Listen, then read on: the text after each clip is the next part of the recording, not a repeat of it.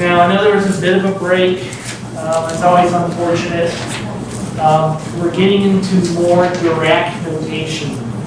Last time, you might recall this now, hopefully you're getting kind of calibrated to the idea that a ket is like a wave function.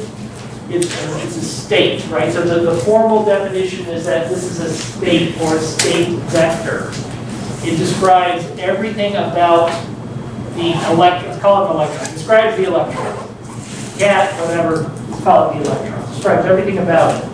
Now the reason that this is more than a wave function. It's actually more than a wave function, but we're getting there bit by bit. And the reason that I can't quite tell you exactly how versatile it is, although we're getting closer, is because we have to understand the bra, which is a bizarre, this one's weird, this is where it gets weird. And so last time we started learning the symbology of Dirac notation, which is that if you flip, I should first say, a bra ket together is a complex number. Sorry, I shouldn't have a star. That means complex conjugate. It's just a number. It's a complex number. Now, remember, when I say complex number, that can mean that the imaginary component is 0, making it a real number. So when I say complex number, that encompasses real. So I know that's kind of cheap. In here, I drew a state with itself, so that's probably 1. If it's a normalized wave function, normalized state, a bra-ket combination should be 1. And we're going to go over this, and likewise, something like this is likely 0. And we're going to cover when it is and when it isn't. So anyway, you're going to see, let me get rid of that. Just want to get used to what this looks like. Okay, so you can flip these over and you'll see some of that today. And it becomes a complex, since this is an inner product, it's a number. That's why it's like, wait, I shouldn't have a star there. That number turns into this complex conjugate. If it's real, it's its own complex conjugate. Okay, operators. And operators are often bra-ket combinations, and I'll show you a lot more of those today. I just pointed out that, I know I keep bad-mouthing it. You will get used to this. And we're going to do this over and over again. Kets are not hard, bras are harder. But this is the one that's really kind of weird. And I don't know that I understand it myself very well. Which is that a operator acts on a ket in the way that an adjoint acts on a bra. An adjoint can be difficult to understand sometimes what an adjoint is. Other than it's just defined in this way, and this is rather unsatisfying because it's just some symbols. What often happens is, for a lot of the operators you're going to see, they're equal to their own adjoint. And so operators that are Hermitian, and that means that they are momentum, energy, angular momentum, operators of things that are real, Hamiltonians. Again, momentum, all the different types. Position. If it's designed to spit out a real eigenvalue, and by real I mean something that can be measured, then it's Hermitian and it's equal to its own adjoint. And that means that nothing's really complicated. It's easy. When this is not true, you're in a world of hurt. And we're not going to do too much of that. You will see a few examples. But that's the one thing that even I get cross-eyed on. Okay. Last bit, and then I'll actually do some real examples here, bit by bit, getting you used to this. When you have this thing here, this structure here, so operators you can put them inside of inner products. And what the operator will do is let's just act on a state. Let's act on the ket. But now what you can do is you can act on the right, but you can also act on the left. You notice you've heard that language before. You can do that as well. Now, you could also, now this one's important, this is going to come up, and, you know, you may be looking like, well, where's the adjoint if it's acting on the bra? Okay, careful, here's how you would approach that. If you're going to start flipping things over, let's look here, let's flip this, I mean, this is its job, is to act on something, so let's have it act on alpha, on the ket. If you're going to want to flip things over, you have to flip them both over. So now I do have the adjoint. Now notice that I'm also, if the ket is now the bra, then I better do something with the bra, it becomes the ket. And notice that having acted on the right and flipped it over to act on the left, I've got the adjoint. But notice that, like here, I permuted my ket and bra, and that means that I better pick up a complex conjugate. So, anyway, so we saw this last time. It bears reiteration because, I mean, look at it, right? So, and again, I know it's like, it should not be very clear yet because I haven't given specific examples. Okay, so let me introduce one example. Tell you what, let's take an SX plus state and run it through a Stern-Gerlach device, you know, a magnet, and let's make that Z polarized. So I'm trying to draw it just like this. Okay, if it's Z polarized, in this particular one, we'll block the Z minus. It'll pass the Z plus. And again, that's the language of your book. A little overly complicated, as you'll see a little bit. Okay, so notice that I can reduce this thing. I can make that an operator. So here's another thing about operators. They correspond to measurements, right? And again, we largely work with Hermitian operators that spit out real measurable things. So how do I measure things unless I have some kind of device? So that's my device. Now the device will change. That's another thing, you've heard this before probably. Quantum mechanics, you can't know something without changing something. Part of the Heisenberg observing principle. Here, we're making a measurement on this, but notice that we've turned it into something else. Okay, so I can represent the action of this operator like this. So the operation turns this into this device did that. Okay. Now, let me point out, now, this isn't, I'm not like going to do a lot more with this. We're going to do tons of matrix stuff in the future, but I want to get you just a little bit more used to what operators are.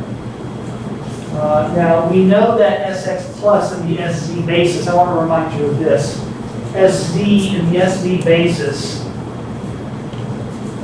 that is 1 times Sc plus, plus 0 times Sc minus. Why would it have any component of Sc minus when it's plus? Right? That doesn't make any sense.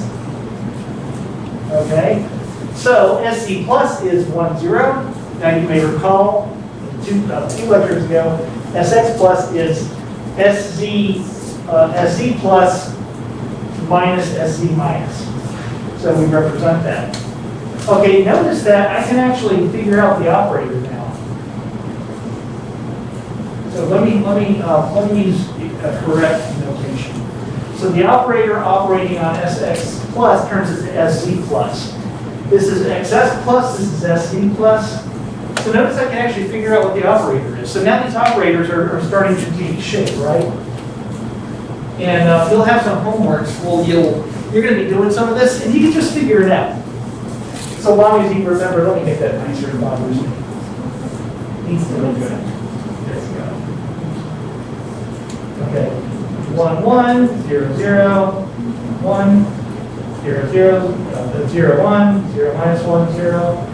Okay, there you go. That's the operator. Yeah, see, now these operators actually mean something. Okay, but now let me turn this operator into a,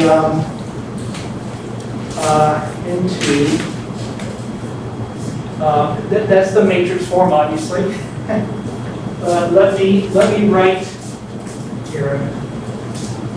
Let me write the operator in broad ket notation. It is SZ plus SZ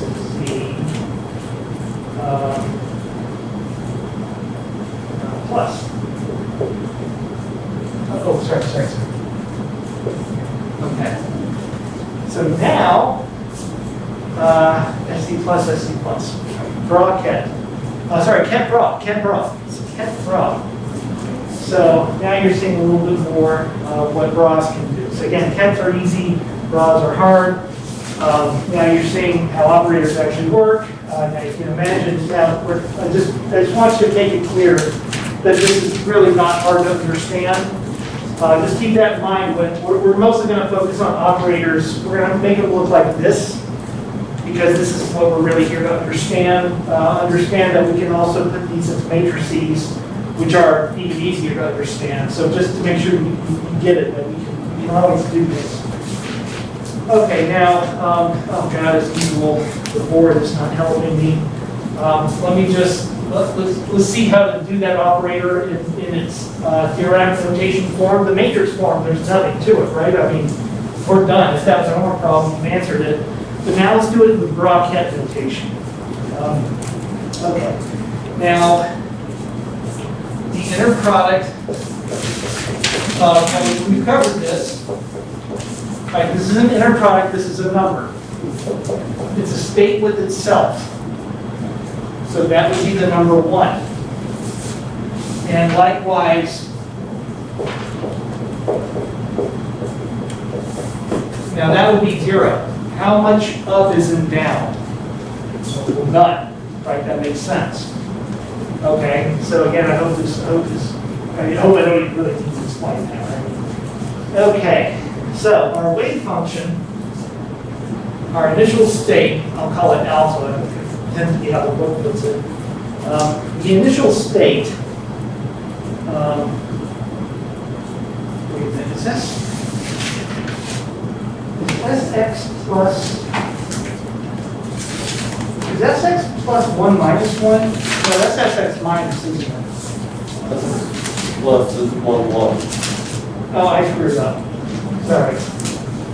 That's 1, 1, isn't it? Sorry, my bad. Yeah, I just realized that. Hardly. So I did Sx minus. Sorry about that. That doesn't matter, right? Didn't change. Sorry about that. I just didn't bother being able to figure that out. Okay, so if the original state is, yeah, what am I doing that? Let's call it Sx plus, right? Sorry, just be here, right? We'll just put it in 2.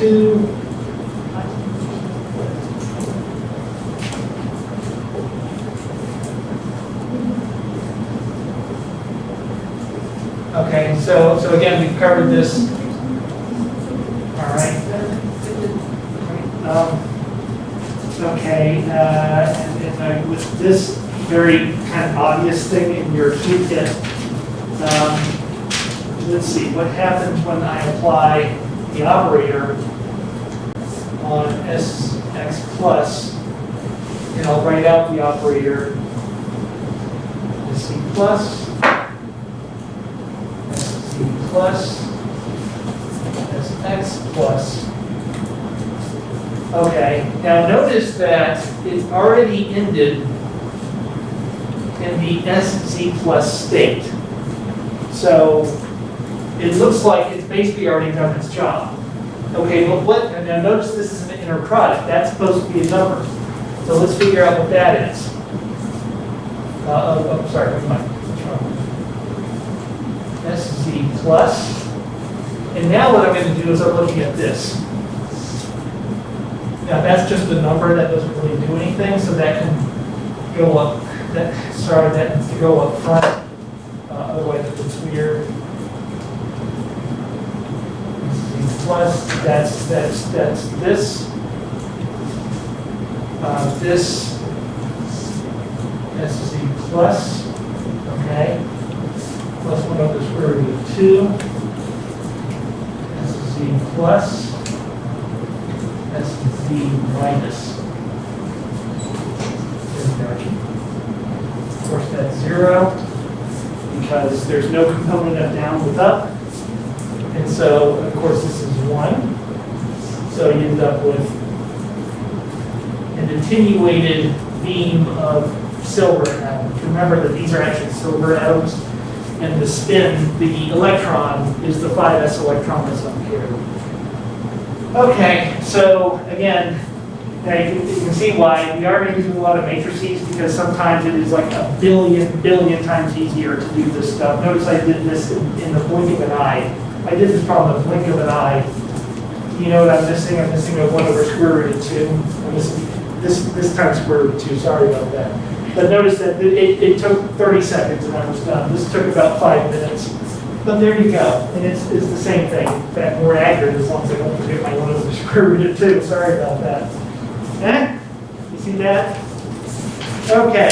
Now, again, what I mostly want to do here is get you used to this stuff by example after example after example.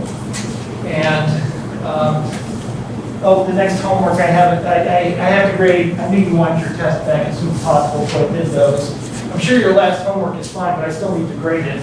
I do have another homework assignment prepared, but for one, you should have a week off, right? That was a lot. So I want to give you a week off. I need a week off, but the next homework will be just a bunch of this stuff. Question? Oh, no. Okay. So, yeah, the next homework will be a bunch of this stuff. I do have it half written. Especially with SX and S minus and SZ, this, that. Because this is kind of easy. At least it starts easy. Okay, let's cover some more stuff. Let's start doing some proofs.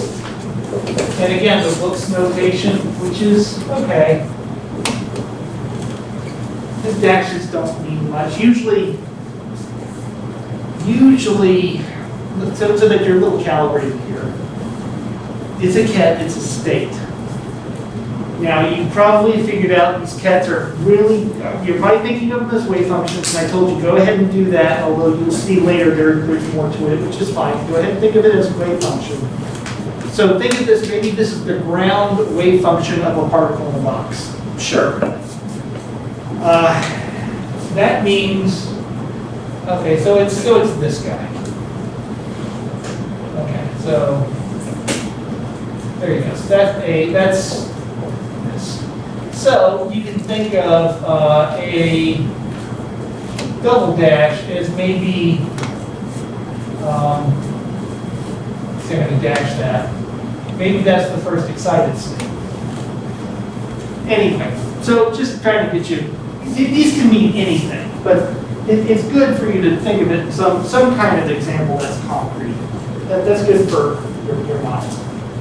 Okay, so operator does something, returns a value, an eigenvalue, returns the same thing. Like normal. Okay, so therefore, of course, our language, now we're going to call this is an eigenket. Oh, that doesn't look good. There we go. That's a much better tag. Eigenket of operator, whatever it is, doesn't matter. Okay. So if this is true, now let's also practice this stuff. Oh God, where am I? Okay. So let's do that on a bra. Oh, but now if I'm doing that, I better have an adjoint.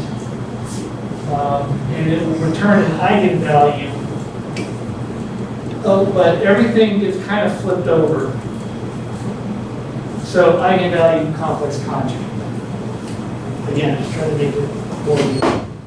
Now, in this case, is an eigenbra. There we go. Eigenbra. Okay, so often the best way to think of these as not just states, but members. So in a particle in a box, we have an infinite number of states, right? So when you read the book or see me do stuff, it's good to assume, I love to use particle in a box. Not that I'm necessarily, not that I'm beholden to that, but you might want to think of these as not just a ground state, but as a member of a family of states that span all space.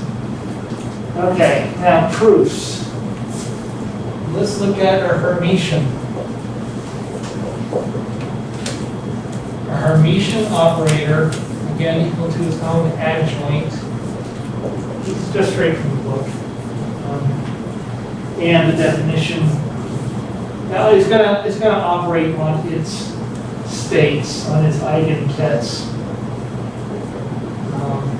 So here's, maybe that's the ground state of the hydrogen, of the particle in the box, sorry. It could be a hydrogen atom. The particle in the box is a little bit easier. Everyone does a particle in the box. Maybe that's the first excited state. It can be anything. Okay, likewise, here I'll just continue with this one. With A double, the first excited state. And I'm just writing the same thing I wrote just a minute ago.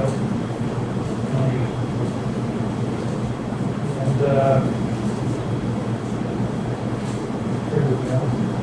Now I want to point out that the definition of Hermitian means this. That if this is equal to that, then all of this is true. And this is kind of almost a childlike thing, right? I substituted this with that.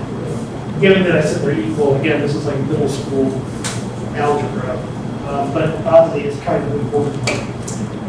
Okay, now, as for our more advanced topic, and I haven't really said too much about what I'm doing here. I've taken an inner product and I've inserted an operator in between. Why do you want to do that? Is because you can do proofs like this one. That's a reason. You're going to be sick of these things in 2 weeks. Okay. Inner products are not too hard. We've seen a couple of examples right now. I hope it's not too good. Hope that's not too bad. This, the more we do with this, the more you'll get it. So, and in here, I've inserted this operator inside of this inner product to do a proof. Now, what I'm going to do is, remember I have a choice, and I'm going to have this thing operate on its ket, because that's the most sensible thing I can do. And as I've also stipulated, and let me reiterate that when a number shows up, you can put it anywhere, left, right. If a number is in here, it can just pop out. Little rabbit, yeah, you can just pop right out. You can move the numbers around anywhere. Those are the only things you can do that with. Do not move around arbitrarily anything else, but numbers you can do that. All right, so now what I'll do is I will now operate on the right. So I operated on the left.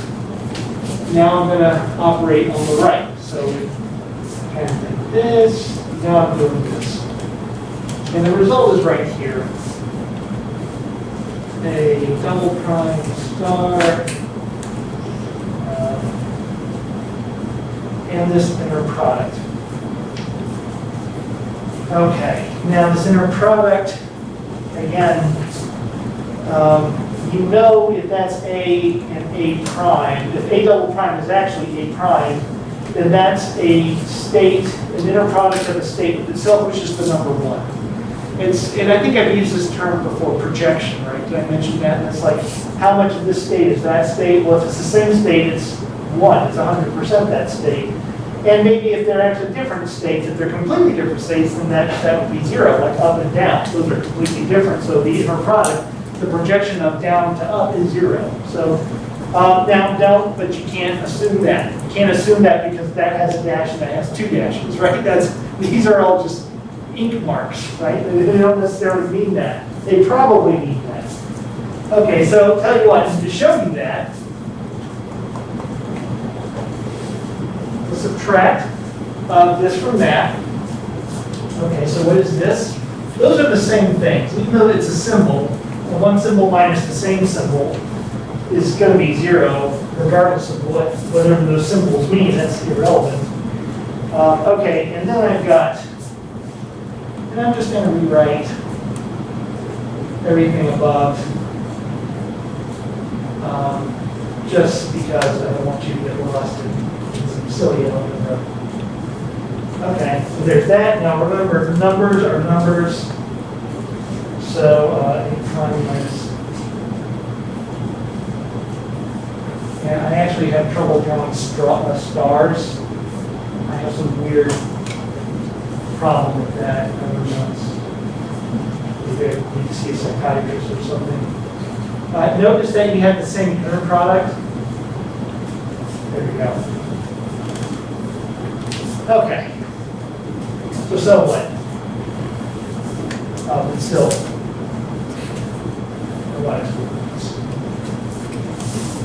all right. Now, as I alluded to a minute ago, I never said what A and A dash and A double dash are. I never said what they are. So they could have been the same thing. That's allowed. It's weird, but allowed.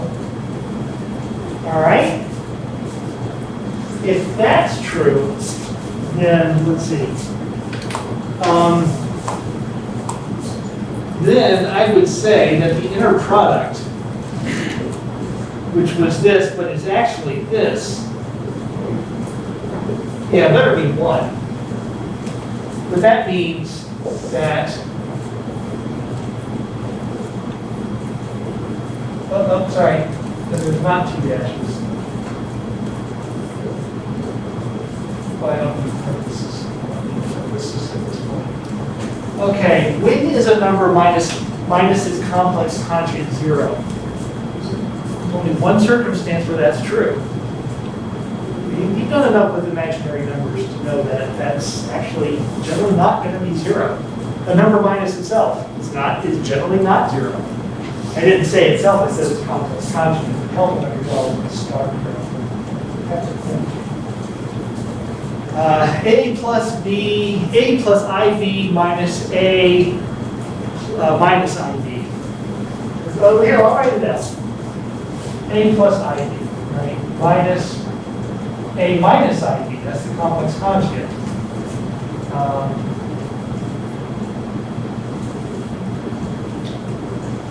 It's not 0. Okay, well, but it has to be 0. How do you make it 0? 2 is not 0, I is not 0. Huh?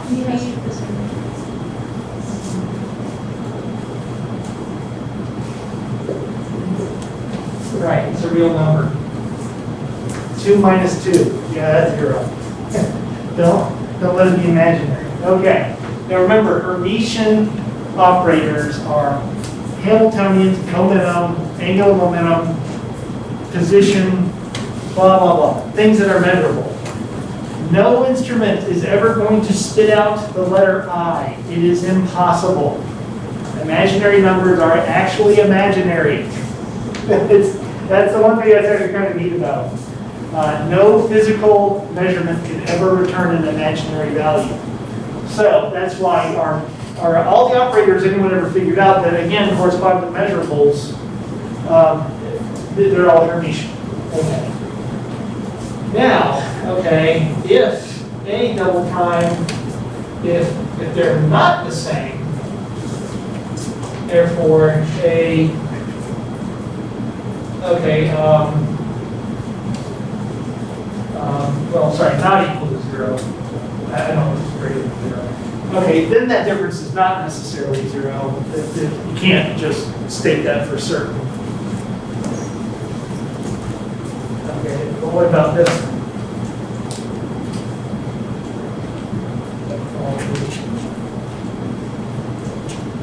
That's 0. Okay. Now, what that means is that The states that, when you have an operator, you generally have, more often than not, an infinite number of states associated with said operator. The hydrogen atoms operator, the Hamiltonian, has an infinite number of states, right? They start with S, 2S, 2P, 3S, 3P, 3D, 4, 4F, on and on. I can go on forever, right? Now the periodic table, because that thing chooses to come to an end mathematically, I can go on forever. Particle in a box, I can go up and up and up and up and up. I can go up forever. And its operator is a Hamiltonian. Momentum has an operator. Momentum's an operator. It has its eigenkets, e to the ikx. K can be anything, so it can be negative, it can be positive. And I know you're thinking, well, it's e to the ikx or e to the minus ikx. Really, K can be anything. So technically, there's an infinite number of kets of momentum. So most operators have multiple states. It's rare to not see that. Although it happens, spin up and spin down. That's actually, that one is a case of only two states. It's actually rare. Okay. This thing says the overlap of a state with any other state than itself is 0. And I'll go ahead and preview a little bit. And then hopefully you've seen this before. The way to interpret this, and I'm just telling you that I'm kind of jumping ahead, is because I want to make sure that you understand that this isn't a bunch of gobbledygook.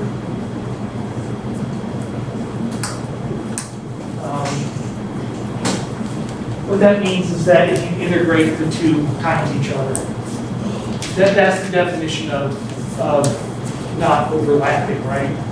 So remember, this is like the projection of this state onto that, and there's no projection at all. Because I want to preview and make sure that you understand that this isn't such a, just, no idea what that means. It actually means this, although I haven't shown you how to go from here to here yet. It's really easy. I'm going to actually give you a little hint about how to do it today in the next 5 minutes. But this is what, when you learn to translate Dirac to things that you can actually work with, that's how it translates. And maybe you saw that in your undergrad. I actually do cover that in my undergrad, but I don't really make a big deal of it. Okay. And the way that you put this, the more correct mathematical way is a Kronecker delta. And you've seen this one as well, right? So what it is it's 1 if A, so Kronecker delta, the definition is these two things better be the same. That's not a Dirac delta, it's a Kronecker delta. These two things are the same, you're a 1. These two things are different, you're a 0. Two delta functions, right? Have you ever heard of a Heaviside function? Okay. A Heaviside function is 1 if the argument h of x, if x is greater than 0, it's 1. If it's less than 0, it's 0. Anyway, there's a whole bunch of these things. We don't use Heaviside functions in this class. I just want to point out that these delta functions, two different ones, there's all kinds of little mathematical entities that exist that are either 0 or 1 under different circumstances, and they're generally like insanely useful.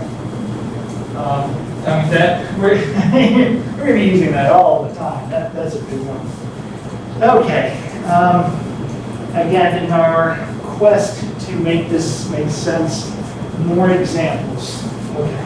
Now, I told you before what it means to span Hilbert space. Let me try to make this neat. For a state, let's think, again, it can be anything. I don't want to pigeonhole myself, but it's, this is, I put a piece of paper in front of my cat and I drew a box. The box has infinite potential energy from 0 to L. And the cat drew this. Good kitty. That's gamma. All right. Now I told you before that whatever kitty draws can be decomposed as a sum of particle in the box states. So I can sum all those sine waves with increasing number of nodes If I knew the coefficients, there's really nothing my cat couldn't draw that I can't represent as a sum of all those particle in a box, those infinite particle in a box wave functions. Now the sum may go out to infinity, which sucks because that'll take a long time, but it still can be done. Okay, now I'm applying that same principle, which I think is perfectly sensible. This is now in the land of Dirac notation. Okay, now, as I said, there are coefficients. To understand, of course, that you would add, and you may remember that in my silly textbook, I gave you an example of this when I showed how to decompose a fat or thin Gaussian function into a bunch of waves. I showed you how that could be done. So look in that little textbook for another example. And that one I like because it was, I did it on the computer. The figures are absolutely correct in terms of like amplitudes and whatnot. Okay. All right, but in terms of like amplitudes, what are the amplitudes? Okay. When you have these kinds of things, here's how you start to figure them out. Let's do an inner product. Let's do an inner product because we can. Okay, so that is, and these start out deceptively simple.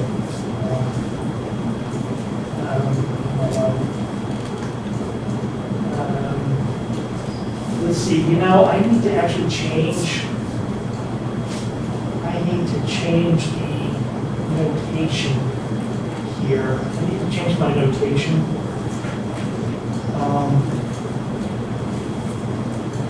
They shouldn't be the same. So let me do that. Sorry about that.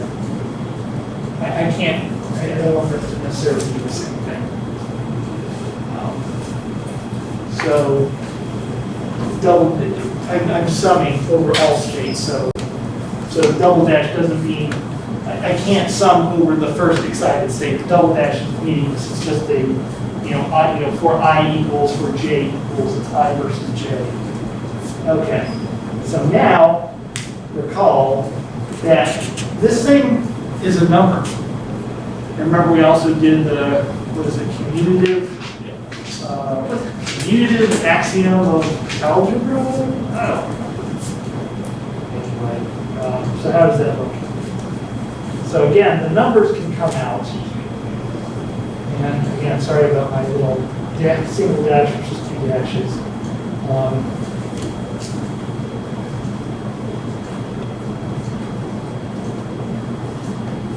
Okay.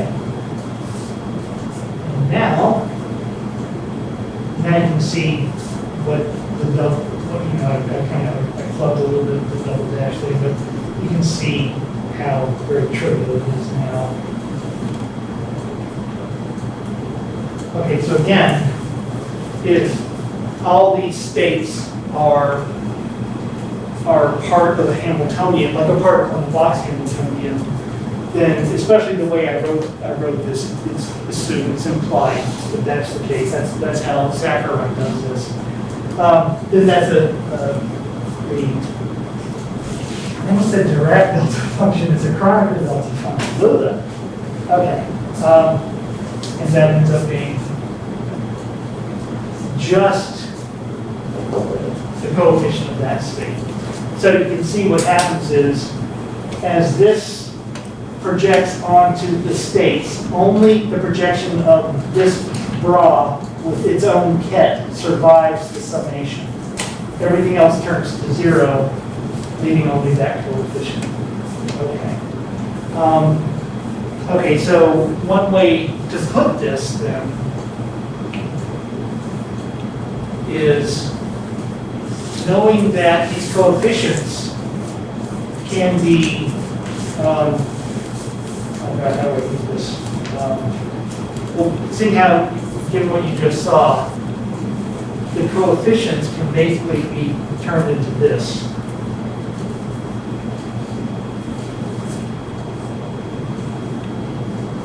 So this is the coefficient right here.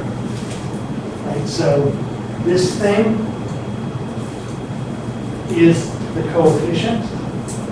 So I've just taken the coefficient and I've just expressed it this way. And I might should use two dashes to connect it back there. Maybe I should be using two dashes. Again, it doesn't matter because I'm summing over all possible states. Okay, now this also proves one last thing, that this entity, A prime, A double prime, doesn't matter, is equal to 1.0. That is equal to the number 1. See that? Gamma, ket, gamma, ket. This is in between. So that's going to be the number 1. So here's how Dirac notation saves you a ton of time. You've got all these complex interactions because you do, and you don't know what the heck is what to do. It's going to blow, oh, take like that crazy sum. Actually, take that crazy sum on homework 4. That blew a lot of your minds. Yet, the only one that survived was the spherical harmonic for the S state, and that itself was just 1. You see how this tool could help you figure that out? Again, you have this insane summation that blows your mind. This is the number 1. It could just be inserted inside of it to kill everything off, ultimately to yield the number 1. So this is how this stuff really helps you. I know it's very abstract, but that's the spirit. That you can actually insert, this is called the resolution of the identity. We're going to hear that a lot. You can take crazy expressions that go 10 miles long, start inserting resolutions of the identity because it's the number 1. It allows you to ferret out Dirac delta functions that wipe sums away, like that crazy sum in your homework 4. The sum disappears, leaving behind either a number or usually a 1 or a 0. So there you